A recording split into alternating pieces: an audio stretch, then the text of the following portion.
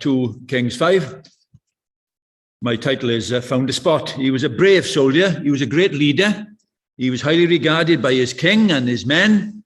But one day he's looking in the mirror and he sees a spot. Now, for some of us, that's not a rare thing. It's pretty regular. But this wasn't acne, it wasn't a pimple or a boil. This was leprosy. And he knew, as everybody knew in those days, there was no cure. So this would have meant immediate panic, looking forward to a life of misery. And the nightmares just began. And all started when he found this one spot, when he noticed this one spot. Now, I went recently, I think it was a week last Saturday, to a supermarket. Normally when I go there, there's half a dozen cars in a huge car park.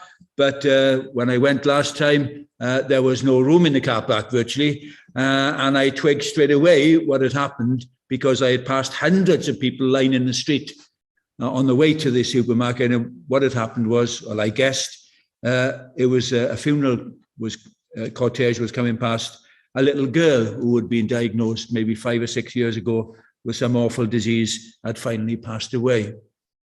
And my knee-jerk reaction was not to shout, "Why? Where are you, God?" but to just grieve over, well, this is what sin does. This is what sin does. This is what sin does to God. This is what sin does to everybody in our world, you, me, and everybody else. Now, in the story that Rachel read, the brave soldier's name was Naaman, and the spot was leprosy. And I just couldn't help thinking when I saw that all those people come in and realized what was going on, that the spot of sin just causes misery. Misery. My sin, your sin, their sin, whoever they are. Boris's sin, Keir Starmer's sin, and everybody else's sin, Prince Andrew's sin, and everybody else's sin, just causes, it seems to be just a spot perhaps to us sometimes. It seems to be so insignificant and innocuous, but actually it is devastating, pernicious. God's world has been poisoned by sin, contaminated. All of us, everything, nothing is like what it was. Everything has felt the effect of sin. Acorns and earwigs, everything has felt the shock wave from sin. Nothing is as it should be. I'm not, you are not. Freak weather, an earthquake yesterday, was it caused by some volcano under the sea in the Pacific? They're talking about big waves now, potentially flooding Tonga and Australia and United States, because they're either side. They're on the alert. There's the pandemic that still rumbles on. Now, why? See, regarding that little girl, apparently in the end, nothing could be done. And regarding Naaman, regarding his leprosy, there was nothing that could be done. Nobody could do anything now but God. And if you read the story, and I'm not going to go into analysing the story, but you can read it yourself, you realise how good God is, because Naaman, on behalf of his king, had conquered bits of Israel and taken some prisoners. And one of the prisoners he employs as a servant to his wife. And it just so happens that this is the goodness of God, that this servant knows about Elisha, knows about Elisha's God, and therefore can give advice to Naaman's wife and say, look, I know your husband, he's got leprosy and he's panicking and you were both distraught, but maybe, why don't you swallow your pride? Why don't you go all the way down to Israel, find this man of God, Elisha, and maybe the God of Elisha will heal your husband. Naaman, I can imagine, was not interested, but he's desperate. He'll try anything. I don't know if you've ever known anybody in this situation, but a friend of mine some years ago went into hospital with something fairly routine. Within a day, they discovered he's got something awful, and now he is desperate. Wasn't before, but now he knows. And here's Naaman, he's desperate. So this could be his last chance, last throw of the dice, last chance of life. Now, I say that there are lots of details and they're tremendous. There's probably four or five sermons for somebody decent on this, but I'm not going to go there now. It all boils down to one simple act of obedience on Naaman's part. Elisha says, do this, and you'll be cured. You'll be washed clean. You'll be healed. Don't do it, you won't be. It was that simple, just one simple act of obedience. Do what Elisha tells you. Do what God's man tells you. Do what God says. Now, of course, if you do read the passage, you realize initially Naaman goes to the wrong man. He's sent to the wrong place. How often does that happen? It happens, that does, you know. I remember I'd taken an assembly in a comprehensive school just before Christmas. And, literally I had about 5 minutes with the secondary school there and giving the gospel. And the deputy head coming up, never met him before, coming up afterwards and saying, see, what you said, about the gospel there, about Jesus. See, I was a student. He said, we were all on a rugby tour. We were in the pub now getting drunk. And one of the boys, he was just down. He was just so depressed. And I said to him, we were all saying to him, what's the matter? Cheer up, man. Try this, try that. And in the end, he said, he got up, he put his pint down and he said, I need to be saved. And he said he went off and we didn't see him for hours. And when he came back, he said he'd been saved by Jesus Christ. See, he would have gone to the wrong people, wouldn't he? Asking his mates, what do you think I should do? I'm feeling guilty about my sin. Now, here's Naaman. Did he expect some whistles and bells, flashing lights and angels singing? Perhaps he did. He expected perhaps some hocus pocus, some magical incantation over him.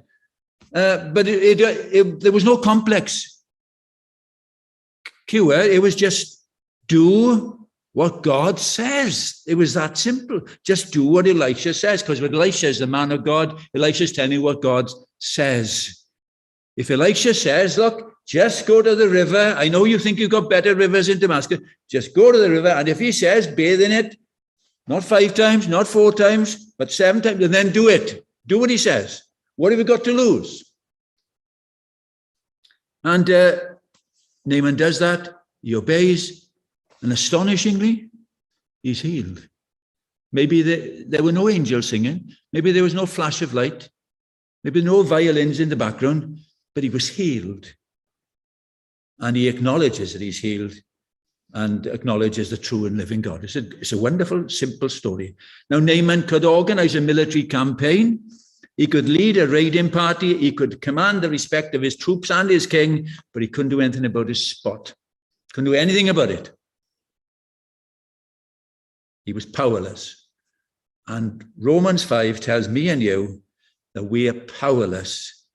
When we were powerless, Christ died for the ungodly. When we admit we're powerless, we cannot do this now. We can change a bit.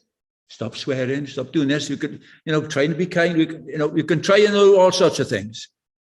But we're powerless to change what we are. This is Boris's problem, isn't it? Boris is Boris. Are we surprised, shocked when he does something stupid and shoots himself in the foot? We're not. This is what he is, man. And unless Jesus saves him, this is how he's going to be. He might mask it. He might have advisors, carefully telling him, how to say things and how to approach things. But he can't change what he is, and neither can you. When we were still powerless, Christ died for the ungodly. Now, Naaman was powerless and ungodly, and I'm the same, and you were the same by nature, aren't we? This is what we are. Here we are. I remember a Christian fella taking an assembly, one of the best assemblies in a primary school I've ever seen, because he could do magic tricks. He had this handkerchief. He started off. He said, oh, here's a typical day in a primary school child. Here's Caris, okay? Here's Caris, a primary school child now. Wakes up in the morning. She's in a bit of a bad mood. So he just shows the handkerchief, all white, one little black spot in the middle. See, she's in a bad mood with mum this morning, a bit disappointed. And then she's a bit impatient. And then she doesn't tell the truth about some little thing she thinks about. And she said, soon. And he holds the handkerchief up. Now he's only put it in his pocket and brought it out. Now there's about 10 spots on it, And he keeps on telling the story about Caris's day. And soon the handkerchief's plastered. And then he says about the cross. And he says how all those black spots of sin is laid upon Jesus. And he takes it out of his pocket and it's white again. Because it's all gone. I thought, what a tremendous illustration. I wish I could do magic tricks. It was absolutely brilliant. Never forgotten it. And that's what we need, isn't it? We need somebody to come and take away our guilt and take away our sin. I was listening to a song on the radio just this morning, actually. From a Distance, Nancy Griffith singing, there's harmony from a distance as God looks down on the world, kind of thing. That's the song. It's a bit of rubbish, really. But from a distance, there's harmony. But it's only from a distance, isn't it? Is there harmony in Parliament? No. Is there harmony between Keir Starmer and Boris Johnson? No.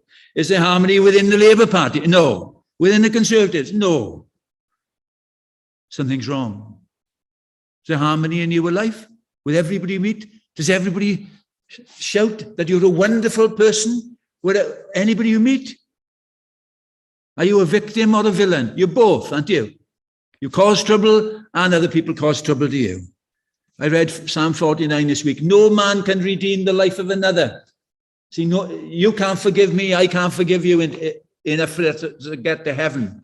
No man can redeem the life of another. The ransom for a life is costly. No payment is ever enough. So if somebody's going to try and take away my sin, it can't be you. You can't take away my sin. I can't take away my own sin. I need a miracle. I need God. Naaman saw the first spot and he knew this is bad news. This is trouble. He knew he couldn't do anything about it. Have you seen the spot of sin in your life? I read this morning, actually, in my quiet time, 1 Corinthians 6, a long list where Paul is telling the Corinthians, this is what you're like, And he hammers them, and then he says, but you were washed.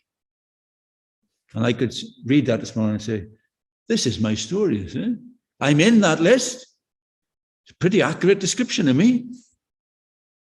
But I've been washed. The spot has gone.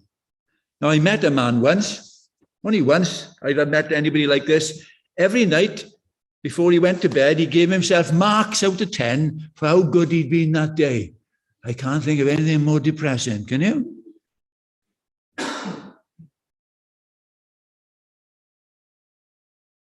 Naaman is instructed to do one very simple thing. Obey God. Just obey God. That's all you got to do. Do what he says. You just got to trust him. But how will washing in the river 7 times as opposed to 5 make any difference? Why this river? Just trust him. That's all it is. You just got to trust the Lord. It is that simple. Some of you have heard me tell the story of a mate I was in college with. And when I became a Christian, I didn't have the guts to meet him. I wrote him a letter explaining what had happened. He wrote me a very long, well-argued letter back saying why he would never, ever become a Christian. And then some years later, he asked me to take his father's funeral. And the following day, I went round to see him and I explained the gospel to him. And he sobbed and sobbed and sobbed. And he put his hand on my shoulder and he said, oh, I wish I could believe. I said, it's not wishing, man. It's not Peter Pan stuff. You just need to, this is logical. It's entirely logical. It makes sense. You know what you are. You need to just put your hand up before God and say, I'm sorry that I am what I am. Will you change me? Will you forgive me? Will you save me? Now, maybe you were sitting here or listening online and you're expecting whistles and bells and you've prayed and nothing in inverted commas has happened. But it's all about trusting the Lord. There may be extraordinary supernatural phenomena when you become a Christian, but there may not be. There wasn't for Naaman. He just come out of the water. All right, well, we are then. I didn't feel anything then, did he? Was any more better than the 6th time? And then he looks and thinks, wow, it has happened. All that's required is to see your need. You need to be forgiven and to turn and trust the Lord Jesus Christ. See, without that, people are in church and they're just religious. They like the toy that somebody gets on Christmas morning and the batteries aren't included, and they got the toy, but they can't do anything with it. And that's religion. It's hopeless, deadly, boring. Remember C.S. Lewis's brilliant illustration? Let me finish with this. Eustace is a boy, but he's become a dragon, right? It's C.S. Lewis's wonderful allegory, of Aslan, the Lord Jesus Christ, and so on. Here's Eustace. He's become an ugly dragon. He comes to his senses. He longs to be a boy again. He tries to scratch off the scaly skin. See the spots? He tries to scratch it off, but he can't. And then Aslan, the picture of the Lord Jesus Christ, says to him, "You have to let me do it." And then Eustace records this. "The first tear that Aslan made was so deep, I thought it had gone right into my heart. And when he began to pull the skin off, it hurt so much. When Aslan had finished, he threw me into the water, and it smarted like anything for a moment. But after that, it became perfectly delightful, and I started splashing and swimming." That's it. That is it. Only one question. Have the spots gone? Have your spots of sin gone?